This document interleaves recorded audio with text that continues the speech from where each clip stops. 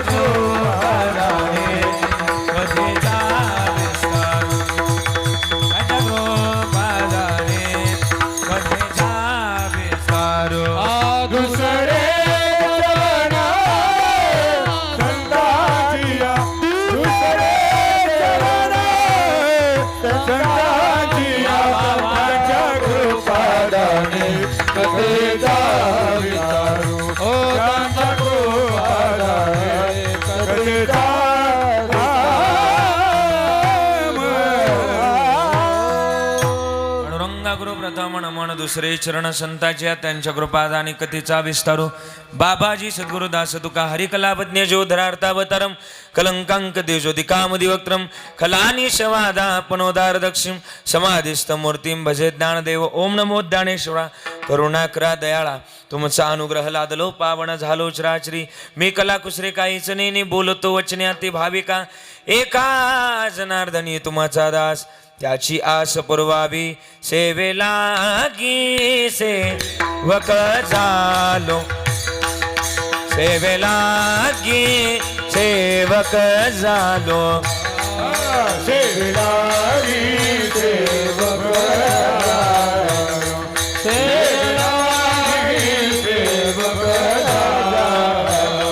सेवेला गी सेवक झालो, सेवेला गी सेवक झालो, सेवक. ओ सेवेला गी सेवक झालो, सेवेला गी सेवक झालो. ए तुमच्या लागलो निज चरणा, तुमच्या लागलो निज चरणा. अवस्वामी तुकया देवा, यावरी न करावा अभेरू अभेरू.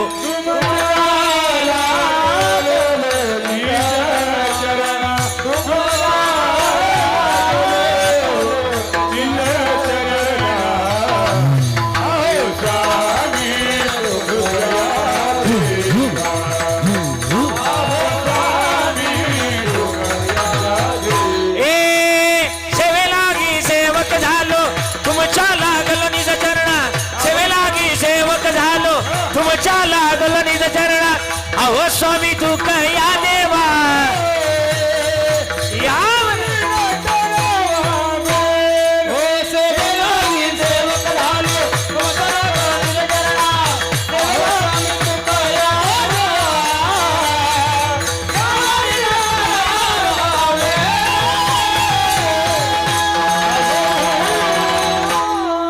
सेवे लागे सेवक झालो तुमच्या लागलो निज चरणा.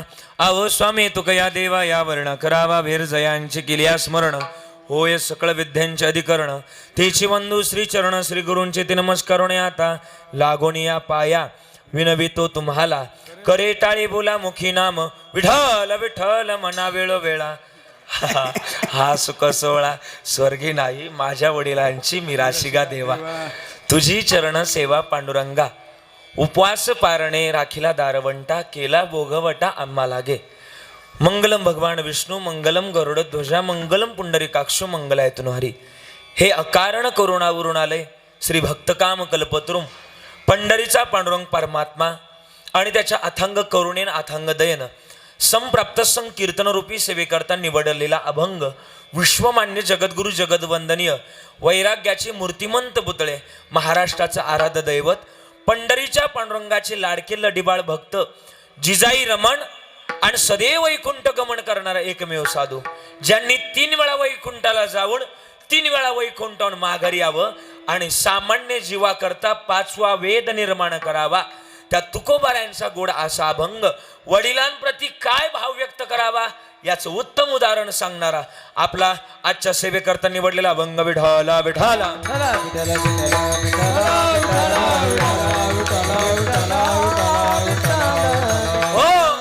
मग या अभंगातून तुकोबाराय मिराशी सांगतात. मिराशी काय? मिराशी या शब्दाचा अर्थ व्याकरणानं सांगितलाय परंपरा. काय परंपरा आहे? सेवा हीच परंपरा आहे. कोणाची सेवा? तुझी सेवा करणं ही आमची परंपरा आहे. तशी तर मिराशीचे 2 प्रकार सांगितले तुकोबारायची. तुकोबाराय म्हणले आमुची मिराशी पंढरी ही एक मिराशी आहे. आणि देवा आमच्या वडिलांची सुद्धा मिराशी गाणं हे सुद्धा आमची सेवा आहे. आणि मग ही सेवा करतोय देवा तुझी चरण सेवा पांडुरंगा. हे सगळं काही आमच्या करता केलंय. उपवास पारणे राखीला दारवंटा केला भोगवटा आम्हाला आमच्या करता केलंय. आणि म्हणून जगाची लाज न बाळगता वंश परंपरेनुसार जी सेवा चालत आली आहे ती सेवा करण्याकरता आम्ही प्राप्त होऊ. पण जग हसेल. पण तुकोबाराय म्हणतात तुका मोकलिता लाज कोणा. उपवास पारणे राखीला दारवंटा केला भोगवटा आम्हा लागे विठ्ठला विठ्ठला.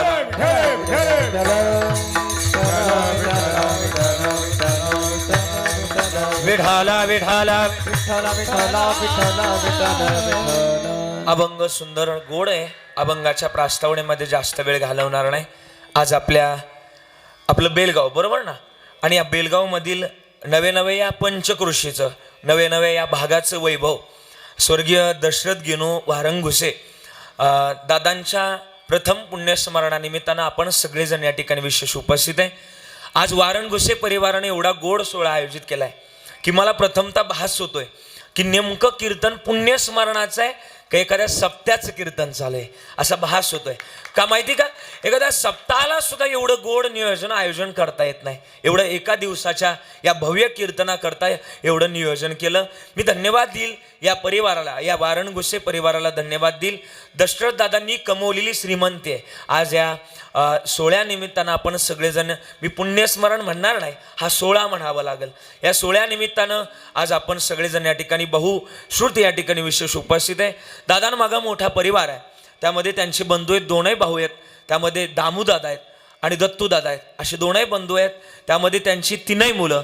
त्यामध्ये भगवान दादा आहे. भगवान दादांचं सुद्धा चांगलं नाव आहे. आणि त्यामध्ये समाधान दादांनी सुद्धा आपल्या या वारणगुसे परिवाराचं नवे बेलगावचं नाव संपूर्ण जिल्ह्यामध्ये पोहोचवण्याचं काम, नवे महाराष्ट्रात पोहोचवण्याचं काम आमच्या समाधान भाऊनं केलं. संचालक आहे ते खरेदी विक्री संघ घोटीमध्ये आणि विशेष तत्वानं ग्रामपंचायत सदस्य आणि संचालक विविधकारी सोसायटी बेलगावमध्ये ते कार्यरत आहेत. आदरणीय समाधान भाऊंच्या माध्यमातून मला ही कीर्तनरूपी सेवा करण्याचा निलेश महाराजांच्या योगायोगानं आमच्या समाधान भाऊंना आग्रह धरला आणि आग्रहानुसार ही सेवा करण्याचा योग मला मिळाला. भगवान दादा असतील, समाधान दादा असतील आणि शोभा अक्का असतील. शोभा अक्का आल्यात का? आल्यात. हे 3 भाऊ असतील. या 3 भावंडांना हा केलेला आपल्या वडिलांप्रती गोड असा सोहळा. तुम्ही काय म्हणायचे दादांना? काय म्हणायचे? दादाच म्हणायचे. दादांप्रती हा केलेला गोड असा सोहळा. आणि आपण सगळेजण या क्षणाचे साक्षीदार आहेत. आज या परिवारानं असं बोर्ड दाखवायला जागा शिल्लक ठेवली नाही की नियोजन कमी आहे. गायक मंडळी अत्यंत सुंदर आहे, टाळकरी मंडळी सुंदर आहे.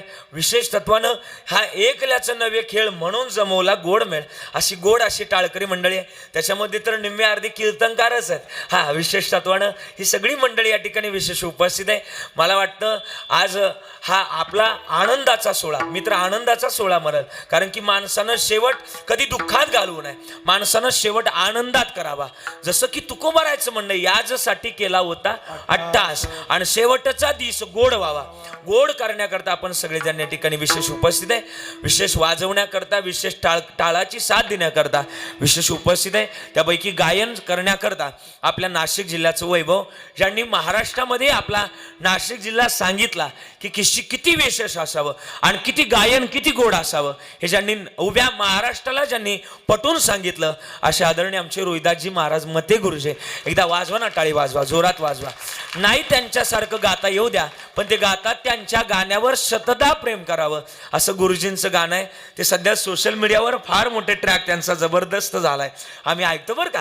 हा कांदा मुळा भाजी ऐकलं मी इथे येताना, लय गोड लागलं ते कानाला. गुरुजी आपल्याला द्यावे तेवढे धन्यवाद. भात काढताना सुद्धा असं गोड त्यांनी, कामामध्ये काम, काही म्हणा राम राम, जाईल भवश्रम सुख होईल दुःखाचे. गुरुजी धन्यवाद आहे ते. आणि दुसरे जे मध्यभागी उभे आहेत ना, विशेष तत्वानं तुझी सेवा करीन मनोभावे, त्यांचं सध्या सोशल मीडियावर मोठं ते प्लॅटफॉर्म तयार झालाय. आणि लय गोड आवाज आहे, आवाजातल्या नजाकती, गोडवे, त्याच्यातलं आवाजातलं सौंदर्य फार गोड आहे त्यांच्याकडं. आदरणीय आमचे आकाश महाराज बरं का, आकाशजी महाराज अडसूळ, एकदा टाळी वाजवा त्यांच्याकरता. उत्तम गाणारं व्यक्तिमत्व आपल्या भागामध्ये या ठिकाणी राहायला आले. ते आता सध्या नाशिक जिल्ह्यातच राहत आहे आणि नाशिकचेच आहेत. विशेष तत्वानं नाशिककर कोणाला ॲक्सेप्ट करत नाही, पण विशेष तत्वानं तुमच्याजवळ प्रेम आहे आणि म्हणून तुम्हाला द्यावे तेवढे धन्यवाद. विशेष तत्वानं आमचे गोरख महाराज बरं का, मला वाटतं गो अधिक रख, ज्या माध्यमातून गो नाम इंद्रिय, भगवंताचं जे माध्यम आहे ना, म्हणजे मन चोरण्याचं काम जे करतात आणि मन जिंकण्याचं जे काम करतात, ते आदरणीय आमचे गोरख महाराज. या इगतपुरी भागाचं वैभव आहे बरं का, लय गाणार आहेत, पण आपल्या इगतपुरी भागाचं नाव ज्यांनी महाराष्ट्रात पोचवलं, गोरख महाराज, लय सुंदर गाणारं व्यक्तिमत्व आहे. त्यांना धन्यवाद. आदरणीय आमचे वारणघोषे महाराज बरं का, दोघंही पण, त्यांना सुद्धा धन्यवाद.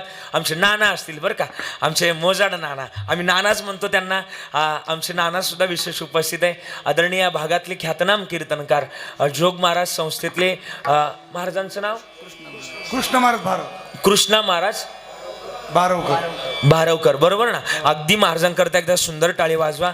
एक कीर्तनकार दुसऱ्या कीर्तनकाराच्या कीर्तनात टाळ घेऊन उभा राहत नाही, पण महाराजांचं मन मोठं आहे आणि विशेष तत्वानं महाराज या ठिकाणी विशेष उपस्थित आहे. आमची सगळी महाराज मंडळी, नाना असतील बरं का, नाना तुम्हाला सगळ्यांना धन्यवाद आहे, तुम्ही टाळ घेऊन उभे राहिलात. आदरणीय माझे सुयोग दादा असतील, हा दादांना सुद्धा धन्यवाद. आमची पिंपळगाव मंडळी बरं का, पिंपळगावकर, लय प्रेम आहे त्यांचं माझ्यावर, त्यांना सुद्धा धन्यवाद. ही सगळी टाळकरी मंडळी असतील आमच्या महाराजांच्या वारकरी शिक्षण संस्थे, माऊली महाराजांच्या वारकरी शिक्षण संस्थेतले, या भागातलीच असावी. घोटीचीच ना संस्था. घोटी भागात आलं का पहिल्यांदा लांडगी कोली सोडून काय दिसत नव्हतं, पण या भागामध्ये महाराजांनी सोनं पिकवण्याचं काम केलं. हा, आणि तरुण कीर्तनामध्ये आणले. महाराजांना सुद्धा धन्यवाद. इकडं माधव बाबा आणि आमचे बाबा, दुसरे कोणते बाबा, लवितकर बाबा आणि अजून शिवराम बाबा, हा, ही तीन महात्मे मी इकडे पाहिलेले आहे. पण यांच्यानंतर खरं तर परमार्थ टिकवण्याचं काम जर ह्या तरुणांच्या माध्यमात होत आहे, तर आपण त्यांच्याकरता टाळी वाजवली पाहिजे, त्यांच्या सहकार्य केलं पाहिजे. माऊली महाराज तुम्हाला धन्यवाद. हे विनेकरी बाबा असतील, त्यांना सुद्धा धन्यवाद.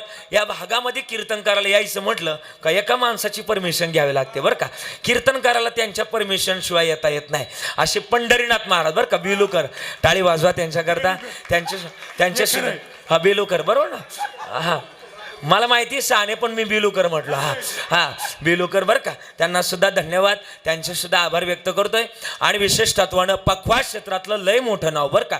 पखवाज किती सुंदर असावा आणि किती स्वच्छ असावा, किती ताकदीनं वाजवावा आणि किती ताकद त्या पखवाजाकरता लावावी बरं का महाराज. याचं उत्तम उदाहरण नाशिक जिल्ह्यात पाहायला मिळतं बरं का. ते नाव म्हणजे दिनेश महाराज मोजाड. इतकं सुंदर वाजवणारे व्यक्तिमत्व, सुस्पष्टता, दिव्यता, भव्यता जर अनुभवायची असेल तर दिनेश महाराज मोजाड, हे लय गोड नाव. आणि महाराज महाराष्ट्रातल्या टॉप 5 मध्ये त्यांचं सध्या नाव आहे. असं गोड महाराज व्यक्तिमत्व. आणि जेवढा पकवास गोड आहे तेवढं महाराज असं दाखवत नाही कधी की मला एवढं येत आहे. हे लय महत्वाचं आहे. त्यांना धन्यवाद आहे, त्यांचे आभार व्यक्त करतोय. साऊंड क्षेत्रातलं सुद्धा लय मोठं नाव आहे. मला वाटतं शंकरदादांचा साऊंड आणि त्यामध्ये अब्दुदास साखर बरं का, दोघंही साऊंड महाराष्ट्रातले. त्यामध्ये 1 नंबरचा साऊंड आदरणीय अंबिका साऊंड, त्यामध्ये सुनील दादा बडगे बरं का. एकदा टाळी वाजवा. साऊंड क्षेत्रातली दिग्गज मंडळी आज विशेष उपस्थित आहे. त्यांना सुद्धा धन्यवाद. शंकरदादा असतील, सुनील दादा असतील, तुम्ही एका राशीतली माणसं आहे. तुम्हाला सुद्धा धन्यवाद, तुमचे आभार व्यक्त करतोय. माझ्या समोर बसलेले तुम्ही संत मायबाप कृपावंत, माझा इथे कोणाशी जास्त परिचय नाहीये, पण तुम्हा सर्वांच्या चरणाला स्पर्श करतोय आणि माझ्या चिंतनाला सुरुवात. मस्तक हे पाया, मस्तक हे पायावर,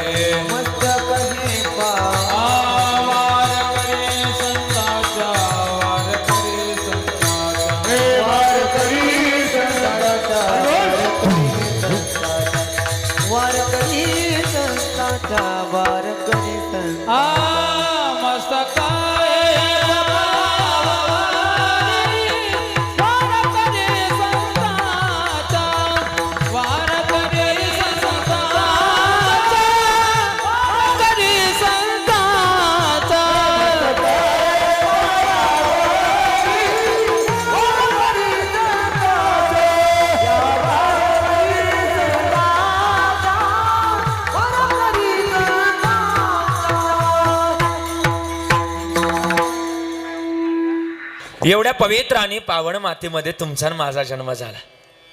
पवित्र कुळातली माणसं आहे आपण आणि पवित्र कुळामध्ये जन्माला आलोय. याच्यापेक्षा सौभाग्य अजून जन्मात काय असू शकत नाही. तुकोबारायचं म्हणणं आहे, पवित्र ते कुळ पावन तो देश, जेथे हरीचे दास जन्म घेती. पवित्र कुळामध्ये जन्माला आलोय. कशा करता? उत्तम रित्याचं भजन गाण्याकरता जन्माला आलोय. आणि भजन असावं माणसाच्या जन्मात. का? देवे दिला देह भजना गोमटा, किंवा दिले इंद्रिय हात पाय कान डोळे मुख बोलाया वचन, जेने तू जोडशी नारायण नासे जीवपण भोरो. जेने हा जीव दिला दान तयाचे करीन चिंतन, जग जीवन नारायण गाईन गुण तयाचे. जेने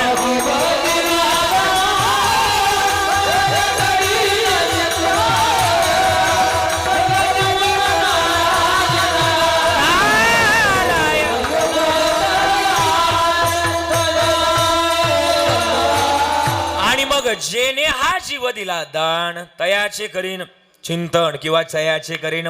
महाराज म्हणले मग आम्हालाही भजन असावं, हे चिंतन आमच्याजवळ असावं. बरं नाही केलं तर? महाराज म्हणले नाही तरी गेला जन्मवाया. म्हणून सांगतोय तुम्हाला, ऐका. ग्यारे होऊ नका रानभरी, विटेवरी जाची पाऊले समान, तोच एकदान सुरदाता. उत्तम रित्याचं भजन आमच्याजवळ असावं. बरं नाही केलं तर? महाराज शास्त्रातली भूमिका आहे की माणसानं दिवसातून, माझा आवाज येतो ना तुमच्यापर्यंत, अशा मान हलवत चला, म्हणजे मला कळलं तुम्ही ऐकतात का. नक्की ऐकत चला ना बरं का. शास्त्रात भूमिका आहे की माणसानं दिवसातून 3 वेळा आंघोळ केली पाहिजे. किती वेळा? बोलत चला. किती वेळा आंघोळ केली पाहिजे? 3 वेळा. आणि एकदाच काय ते जेवलं पाहिजे. शास्त्रानं सांगितलंय आपल्याला. आपण काय करतोय? 3 वेळा तुम्ही बोला ना जरा, बोला ना. आपण काय करतोय? आपण 3 वेळा जेवतोय आणि एकदाच केली तर. हा म्हणजे आमचं गणित वेगळं आहे. महाराज तुकोबाराय म्हणतात, आमच्या जन्मामध्ये आमचं भजन उत्तम रित्याचं असावं. कसं असावं? शिंक जांबाळी खोकला ही तुकाची वेळ वाया गेला. कोणाचा? तुकोबारायचा. आणि आपला त्यांचा जेवढा वाया गेला तेवढा आमचा परमार्थ झाला. हा असंय महाराज. महाराज म्हणले याच देही घडे देवाचे भजन आणि काही हे ज्ञान नाही कोठे. मग प्रत्येक माणसाच्या आयुष्यात 3 पण आहेत. कोणते पण? आपण जन्माला आलो ते कोणतं पण? जरा बोला. जन्माला आलो ते कोणतं पण? बालपण. बरोबर ना? आणि बालपण संपलं, आता मी ज्या वयात आहे ते कोणतं पण? तरुणपण. आणि तरुणपण संपलं का कोणतं पण येतं? म्हातारपण. पण म्हातारपण संपलं का कोणतंच पण येत नाही. पण सरपण आल्याशिवाय, सरपण येण्याच्या अगोदर माणसानं जीवन जगावं. का जगावं? महाराजांनी पदोपदाला सांगितलंय.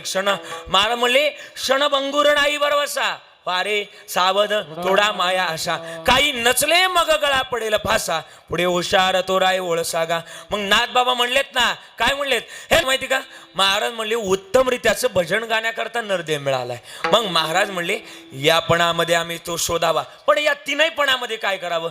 बालपणामध्ये गायलं पाहिजे, नाचलं पाहिजे, उड्या मारल्या पाहिजे. ते वय ते उड्या मारण्याचं आहे, नाचण्याचं आहे, खेळण्याचं आहे, बागडण्याचं आहे. कोणतं वय?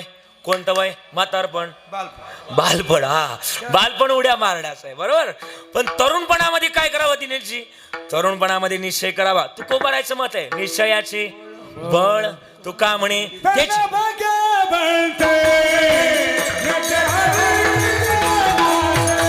असं.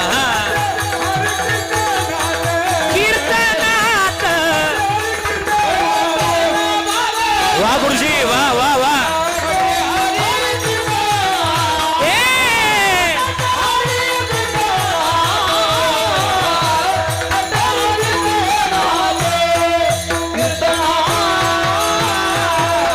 आणि मग तरणा भाग्यवंत उत्तम रीत्याचं प्रमाण आलं. तरणा भाग्यवंत नटे हरी कीर्तनात.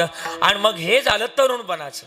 पण म्हातारपणामध्ये म्हणावं आता निश्चिंतीने पावलं वेसावा, खुंटली या धावा. लय तक्त करू नये म्हातारपणामध्ये माणसानं. हा, याजसाठी केला होता अट्टास आणि शेवटचा दिस गोड व्हावा. माणसं पण एवढं जगून सुद्धा शेवट गोड करत नाही.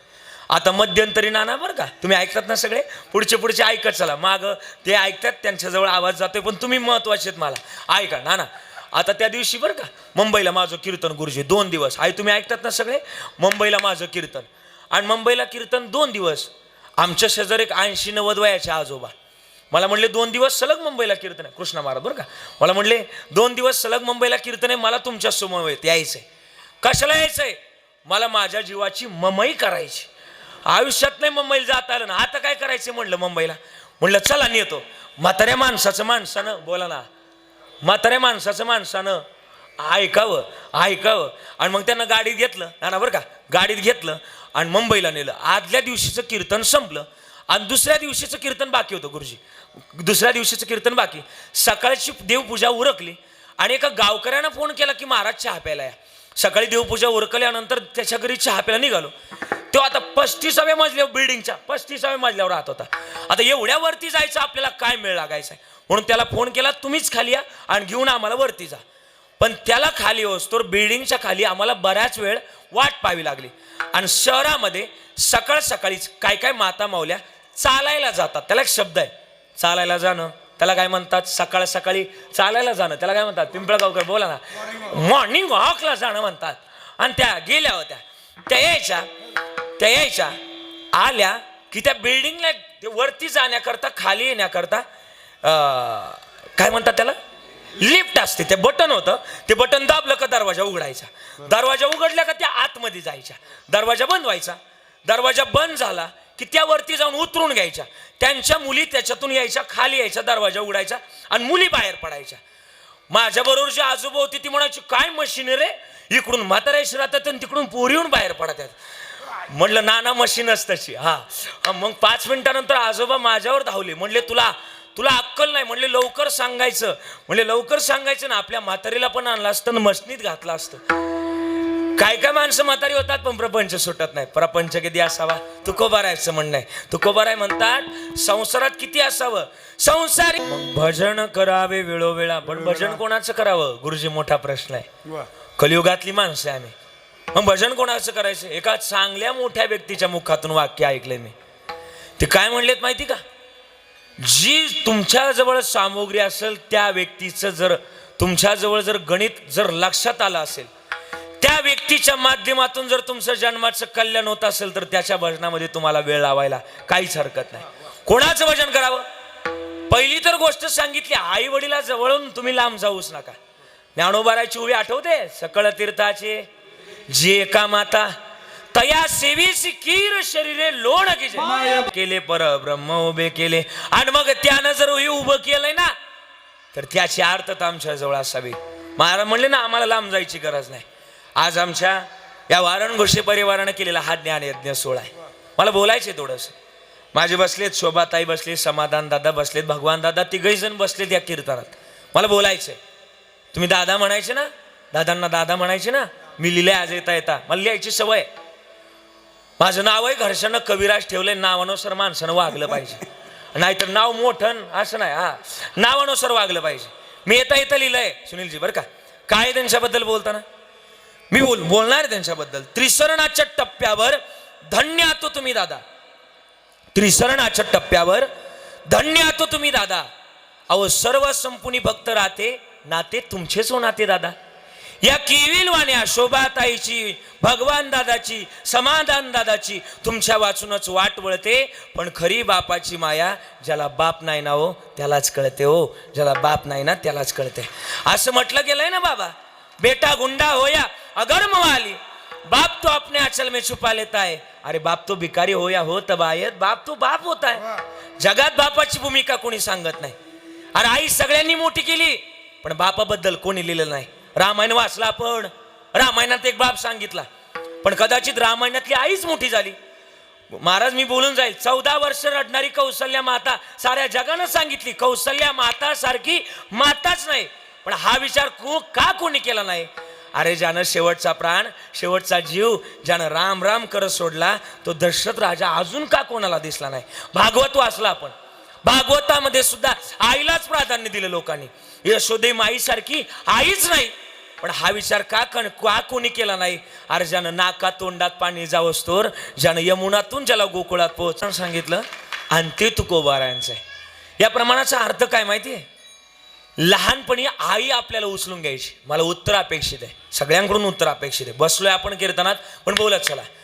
लहानपणी साहेब आई उचलून घ्यायची. कुठे घ्यायची आपल्याला आई उचलून घेताना? कडेवर. आणि वडील उचलून घेताना आपल्याला कुठे घ्यायचे? खांद्यावर. तुम्हाला माहिती आहे आई कडेवरच का, बाप खांद्यावरच का? आई कडेवर का आणि वडील खांद्यावरच का उचलून घेतात? त्याचं उत्तर असं आहे, आई कडेवर घेते का? जे माझ्या डोळ्याला दिसलंय ते माझ्या लेकराच्या डोळ्यानं पाहावं म्हणून आई समरेषेत घेते मुलाला.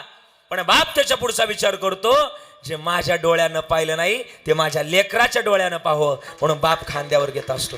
बापाचं वर्णन गोडच आहे, किती बोलायला जावं त्याच्याबद्दल.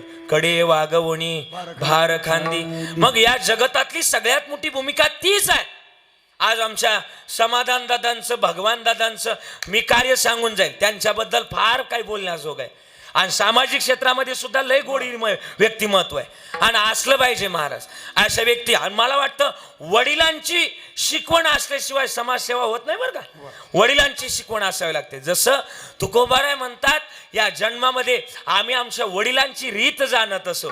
वडिलांनी जे काही शिकवलं त्या माध्यमातून आम्ही परमार्थ करतोय. समाजसेवेचा सुद्धा तोच वासा असतो महाराज. महाराज म्हणले आमच्या जन्मातलं महत्वाचं गणित आहे, मग आम्ही सांगावं, ते बोलावं.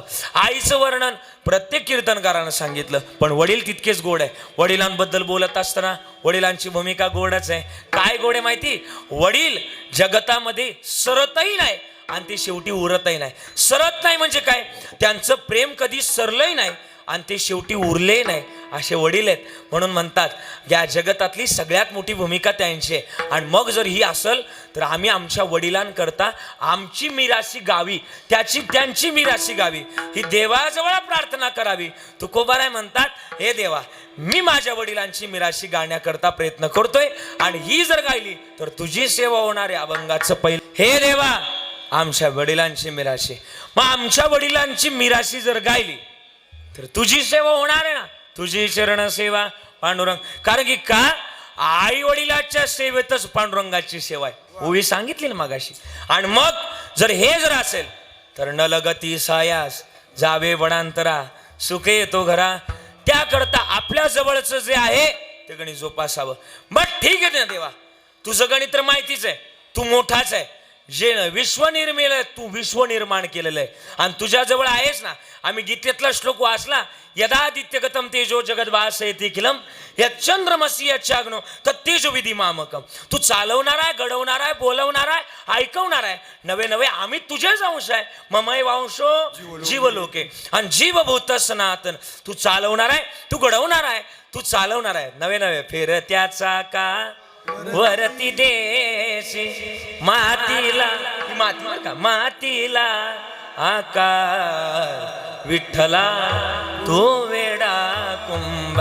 त्या त्यानं घडवलंय आणि त्यानं बोलवलंय. मग तुझ्या सत्तेने वेदाशी बोलणे, सूर्याशी चालणे, तुझ्या बळे अजून काय विटे का फळे निश्चित आहे. पण मग फळ कोणी मिळवलं?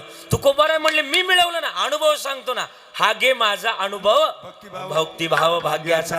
मग काय तुकोबारायचा अनुभव? देव सांभाळ करतो हे गणित जोपासलं तर मागे पुढे उभा राहे सांभाळीत आली या आगात निवाराय. कसा सांभाळ केला एखादा पुरावा सांगा. संत चरित्रात आहे का तुमच्या एखादा पुरावा? तुकोबाराय म्हणले आहे ना. काय पुरावा सांगितला? पुरावा असा आहे, तुकोबाराय असा मिरच्याचा व्यापार होता आणि तुकाराम महाराज मिरच्या विकायला कोकणात जायचे.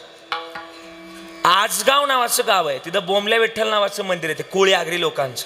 आता माझं कीर्तन झालं तिकडं आणि तुकाराम महाराजांना तुकाराम महाराज नेहमी तिथं मिरच्या विकायला जायचे. आता तिकडची भाषा आणि आपली भाषा यामध्ये बोला ना, तिकडची भाषा आणि आपली भाषा यामध्ये फरक आहे ना. आपली जर लोक तिकडे गेली बरं का गुरुजी, त्या दिवशी का आजी आली, आजी सारखी आजी आली माझ्याकडं आणि मला म्हणती महाराज आला काय? आला. हा म्हटलं आला आला हा आला. तिकडची भाषा वेगळी. हा आणि तिकडं अजून जर गेलं ना, महाराजांना विचारायचे महाराज काय आणला? महाराज म्हणायचे मिरच्या आणला. हा कशा दिल्या? अशा अशा दिल्या. मग मिरच्या विकून तुकोबारांनी खरं तर आपला काही दिवस प्रपंच चालवला, पण ती विकायची फक्त नामस्मरणातूनच खरं तर त्यामध्ये तुकोबारांनी अग्रेसर केलं. पण मग सावकारकीचा मोठा व्यवसाय तुकोबारांच्या पूर्वजांपासून होता आणि मग ज्या वया होत्या त्या जाळून टाकल्या किंवा त्या बुडवल्या त्या तुकोबारांनी.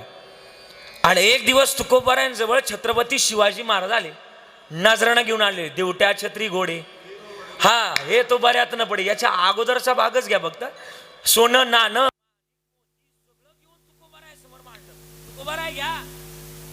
नाही लागत हे पडे. हा तुकोबा म्हणले बरं का. आम्ही जर असतो तर आम्ही म्हटलं असतो दिवट्या छत्री घोडे तू बऱ्यातची पडे असं म्हटलं असतं. नाही घेतलं महाराज, नाही घेतलं, हात नाही लावला. अरे मी विकायला कोकणात जायचे. एक दिवशीचा प्रसंग असाच. आणि मग कोकणात गेल्यानंतर एक आजी तुकोबारायजवळ आली. महाराज काय आणला? महाराज म्हणले मिरच्या आणला. माझ्याकडे काय तुमच्या मिरच्या घेण्यात काय पैसे नाही, पण एक काम करा, हे तांदूळ घ्या आणि तांदूळाच्या बदल्यात मला काय द्या? बोला ना बोला ना बोला ना, काय द्या? मिरच्या द्या. म्हाताऱ्या त्या आजीबाईनं मिरच्या घेतल्या आणि 2 किलोचे तांदूळ दिले. 2 किलोचे पैसे तसेच ठेवले. महाराजांना म्हणली माझ्या घरी नंतर या पैसे घेऊन जा. महाराज म्हणले ठीक आहे. पण म्हातारी गावात गेली, आजी गावात गेली, गावातल्या सगळ्या लोकांना सांगायला लागली, गावकऱ्यांना ऐका आपल्या गावात एक महाराज आले आणि फुकाट मिरच्या. असं म्हटलं होते तुकोबाराय? नव्हते म्हणले. पण आपल्याकडे एक म्हण आहे, फुकाटचं गावलं बापल्याक धावलं. सगळी लोक पळायला लागली. तुकोबारायच्या 3 पोत मिरच्या जागेवर संपल्या. हे माझ्या मनाचं नाही बरं का, हे चरित्र संत कवी महिपती महाराजांनी लिहिलेलं आहे, लय गोड. आणि मग मग मग मग आता संध्याकाळ सगळ्या गावानं तुकोबारायच्या 3 पोत मिरच्या जागेवर संपवल्या. राहिलं एक पोत राहिलं. ते एक जाडजूड माणूस आला, माझ्या घरात 100 माणसं आहे आणि 100 माणसाला एक पोत मिरच्या लागतात. तुकोबाराय म्हणले जा घेऊन. सगळ्या गावानं मिरच्या नेल्या, पण तुकोबाराला 1 रुपया सुद्धा जमला नाही. शेवटी संध्याकाळची वेळ झाली. जरी झाला संन्याशी माध्यान्नाशी तोंडवाशी, हा नियम आहे बरं का. साधूला सुद्धा भूक लागते. आणि उसरीतून टोप काढला तुकोबारायने. 3 दगडाची चूल तयार केली, चुलीवर टोप मांडला. सकाळी जेवढं तांदूळ मिळालं वाटीभर तांदूळ टोपामध्ये टाकलं आणि डोळ्यातले अश्रू घसरायला लागले. तुकोबाराय म्हणायला लागले, देवा आज बोरड्यापासून भांडाऱ्यापासून भामापासून मी लांब राहिलो, माझी मज झाली अनावर वाचा छंद या नामाचा. आणि मग तुकोबारायच्या डोळ्यातला भाव जगाच्या मालकानं बघितला. अरे अख्खं गावानं माझ्या तुकोबाच्या मिरच्या नेल्या, पण जेवायला काही बोलवलं नाही. नाही बोलू दे जेवायला. मिरच्या नेल्यात ना गावानं, नेल्यात नेऊ द्या, पण खाल्ल्यानंतर पचवायचं कोणाच्या हातात? देव म्हणले मिरच्या. तुम्ही बोला ना, मिरच्या पचवायचं कोणाच्या हातात आहे? माझ्याच हातात आहे. अख्खा गाव बुळकून देऊ नाही बसलो तर देव म्हटले तिथून पुढं तू का म्हणे अशी. हा हे असं फिट बसलं पाहिजे. आणि मग अख्ख्या गावानं तुकोबारायच्या मिरच्या नेल्या. पण दुसऱ्या दिवशी बघा, साधा वया भक्ती काज नाही लाज कृष्ण बाबा. आणि दुसऱ्या दिवशी देवानं तुकोबारायचा नोकर म्हणून अवतार घेतला बरं का गुरुजी. हा नोकर म्हणून अवतार घेतला. विठोबा माझं नाव विठोबा आहे, तुकोबारायचा नोकर. कोणी पैसा मिरच्या कोणी आणल्यात?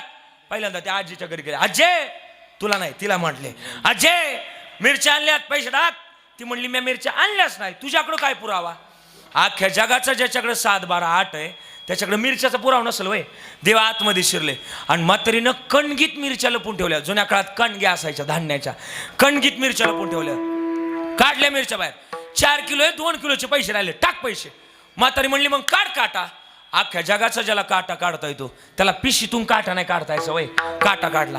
4 किलो मिरच्या आहेत, 2 किलोचे पैसे घेतले. पैसे तिसऱ्या घरी गेले, दुसऱ्या घरी गेले, सगळे पैसे जमा केले. राहिले एक पोतं, त्याच्या घरी गेले. ते झोपलेलंच होतं. देवाना काकडा चालू केला. उठा जागे वारे. आता त्याला जागो केलं. कोण? विठोबा तुकाराम महाराजांचं नोकर. पैसे द्या. ते म्हणला देणार नाही. काय करायचं ते करू. आहेत ना शिकाय काय माणसं. पैसे घेतो नंतर नाही जमणार. आता काय करावं? नाही जमणार. देव म्हणले अंगलट. आता देवाने काय केलं? देव म्हणले बघ माझं नाव विठोबा आहे, पण मग जर तू पैसे दिले नाही तर मी आरडाओरडा करणार. देवानं आरडाओरडा केला. सगळं गाव जमा केलं. गाव जमा झालं. सगळं गावाला म्हटले देव हे बघा यानं माझ्या मिरच्या आणल्या तुकाराम महाराजांच्या, पण आता काही पैसे देत नाही. पण यानं जर पैसे दिले नाही तर याच्या दारात मी अन्न पाण्याचा त्याग करणार आणि उपाशी होऊन मारणार. पण मेल्यानंतर असं तसं नाही मारायचो. तुमच्या गावाला भूत होऊन लागणार. आणि जुन्या काळात माणसं भूताला घाबरायची भ्यायची. आता माणसं भूताला घाबरत भेट नाही का?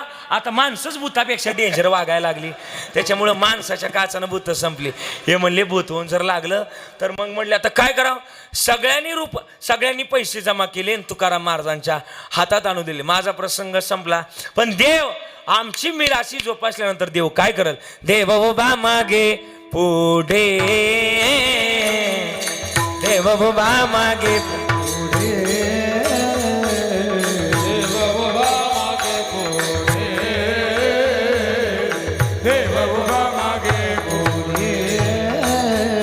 गवी कोडे,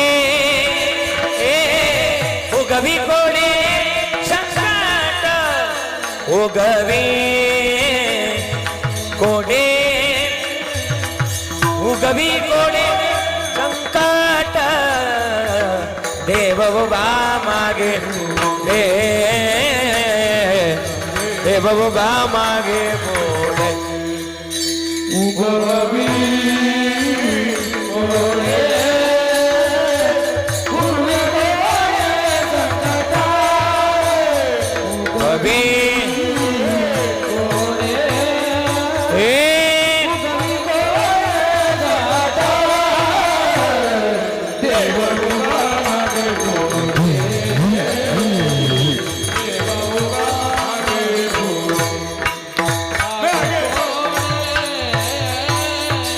आणि मग देव सांभाळ करतो. देव जर सांभाळ करतोय तर त्याची अर्थता आमच्या जवळ असावी.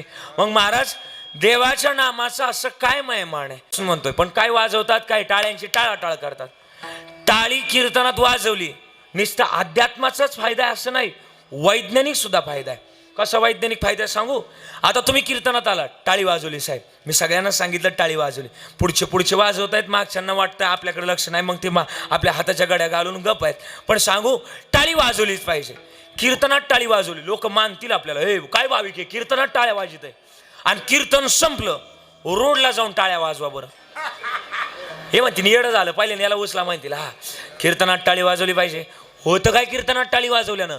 महाराज म्हणले जेथे कीर्तनाची जागा तेथे असे पांडुरंग उभा किंवा देव उभा, मग तिथं देव उभा असतो आणि मग देव येतो आणि मग टाळी वाजवली पाहिजे. पण जो करील टाळ्यांची टाळा टाळी त्यासी यम कवटाळी म्हणून वाजवावी टाळी. हा म्हणून टाळी वाजवली पाहिजे.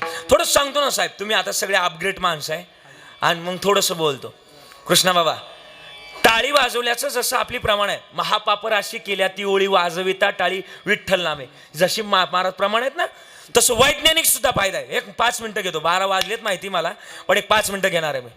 हा मागून आलेल्यांच्या निदान 2 घास हाती लागलं पाहिजे. हा आणि मग विषय काय की टाळी वाजवल्यानंतर असा फायदा आहे की पुण्यात माझे एक चांगले मित्र आहे, हृदयविकारावर काम करतात. ते हृदयविकारावर तुम्ही ऐकतात ना, सगळे आवाज येतो ना माझं मागे, फक्त मान हलवत चला, मला बाकी काय अपेक्षा नाही. पुण्यात एक चांगले मित्र आहेत माझे, आई तुम्ही सगळे ऐकतात ना, त्यांच्याकडे मी नेहमी जातो आणि माझं मत आहे की माणसानं नेहमी शहाण्या माणसाजवळ बसावं. नाना काय मत आहे? बोला बोला बोला. माणसानं नेहमी शहाण्या माणसाजवळ, महाराजी बरोबर ना, पण माणसानं शहाण्याच माणसाजवळ बसावं. पंढरी बाबा बरोबर. माणसानं शहाण्या माणसाजवळ जरूर बसावं दिनेशजी, पण माणसानं शहाण्याच माणसाजवळ बसावं. तुम्हाला नाही कळालं मला काय बोलायचं ते? माणसानं शहाण्या माणसाजवळ बसावं, पण आता कळाला. कारण की का तोच रिकामा आहे. आता नाही कळालं तुम्हाला अजूनही, पण त्याला रेंज लागेल, जरा 5G नेटवर्क लागेल. हा, अति शहाणा. हा हा. आणि म्हणून रिकाम्या माणसाजवळ बसण्यापेक्षा शहाण्या माणसाजवळ बसा, हे डोंगरेजी बाबा सांगायचे बरं का. आणि मग आता त्यांच्याजवळ जाऊन बसलो मी. माझा प्रश्न उपस्थित केला की डॉक्टर साहेब, लोकाला रोज ज्ञान सांगतो, एखादं कीर्तनात उठल आणि विचारल की महाराज नेमकं तुम्ही सांगताय टाळ्या वाजवा टाळ्या वाजवा, पण या टाळीनं होतं काय? आध्यात्मिक लागल तेवढे पाहिजे, पण वैज्ञानिक सांगा. विज्ञान युगातली माणसं आम्ही, थोडंसं सांगा. मग मी विचारलं त्यांना, सुनीलजी त्यांना विचारलं टाळी वाजवल्यानंतर होतं काय, त्यांना विचारलं. त्यांनी मला इतकं भारी सांगितलं की महाराज 2 मिनिटं थांबा. कॅबिनचा दरवाजा लॉक केला गुरुजी बरं का, आणि दरवाजा लॉक केला आणि माझ्याजवळ आले. आणि माझ्याजवळ आले, मला म्हटले महाराज टाळी वाजवा. मी न लाज बाळगता काय वाजवली? टाळी वाजवली. आणि 3 मिनिटानंतर एवढ्या भागात काय झालं हे मला विचारलं. टाळी जर वाजवली तर इथं काय येतात बोला, काय येतात? आता वाजून नका बाबा, मला त्याच्यामुळे मी तुम्हाला सुरुवातीपासून म्हणत होतो टाळ्या वाजवा. मुंग्या येतात. काय येतात बोला, काय येतात साहेब? काय येतात? मुंग्या येतात. म्हणजे हा भ्रम काढून टाकायचा की मुंग्या फक्त 90 रुपयांनीच येतात. हा, टाळी वाजवल्याला सुद्धा काय येतात बोला, काय येतात? मुंग्या आल्या. आणि माझ्या हाताला मुंग्या आल्या. त्यांना म्हटलं मुंग्या आल्या डॉक्टर साहेब. ते म्हणले पुण्यातल्या भाषेत त्याला वेदना म्हणतात, वेदना. टाळी वाजवल्यानंतर आपल्या हाताला वेदना जाणवतात का? या हातांमध्ये हजारो नाड्या, आपण त्यांना शिरा म्हणतो, नसा म्हणतो. इंग्रजीत बोलायचं झालं तर त्याला पल्स बोलतात, पल्स. या हातातल्या नाड्यांकडं देवानं, भगवंतानं एक ताकद दिली आहे. काय? जो कोणी माझ्या नामचिंतनात टाळी वाजवल त्याच्या संपूर्ण शरीरातलं रक्त शुद्ध करण्याचं काम या हातातल्या नाड्यांक दिलंय. नवे शरीरातले ब्लॉकेज काढण्याचं काम या हातातल्या नाड्यांक दिलंय. आणि ज्यावेळेस आपण विठ्ठल नामात टाळी वाजवतो त्यावेळेस आपलं रक्त शुद्ध होतं, आणि रक्त शुद्ध झालेल्या माणसाला कधीच हृदयविकाराचा झटका येत नाही. म्हणून टाळी वाजवली पाहिजे.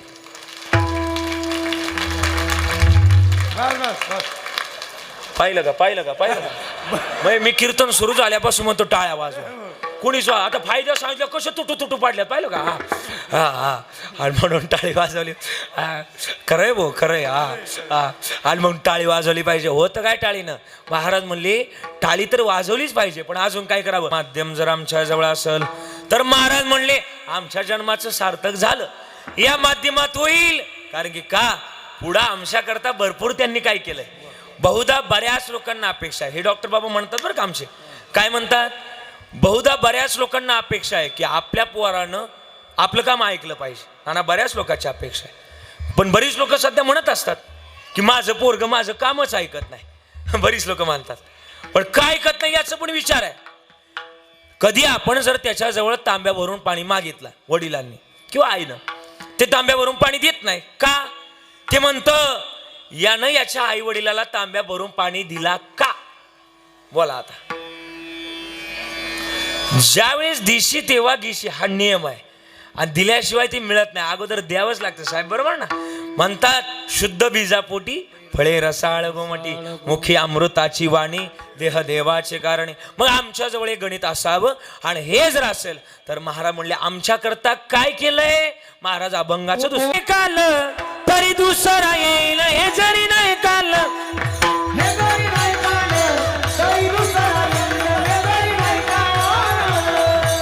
थोडी टाळी वाजवायची. मी टाळीचा फायदा सांगितलाय तुम्हाला, मग टाळी वाजवायची. सगळ्यांनी टाळी वाजवायची. सरते शेवटी बा काळ बांधून नेईल, सरते शेवटी बा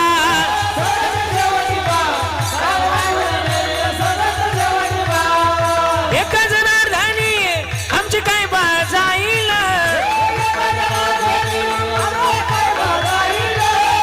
काय बा जाईल,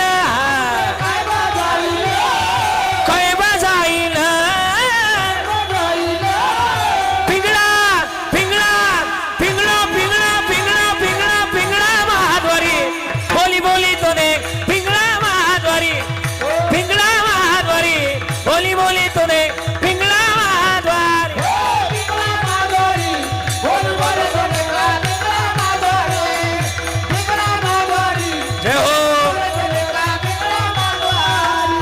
वर्तमान घोटे दादा वर्तमान घोटे वर्तमान घोटे दादा वर्तमान घोटे लटकेनं बोलू आम्ही वर्तमान घोटे लटकेनं बोलू आम्ही वर्तमान घोटे पिंगा ग बाई पिंगा ग बाई पिंगा अवगा अवगा अवगा धांगड दिंगा ग अवगा धांगड दिंगा ग अवगा धांगड दिंगा ग धांगड दिंगा ग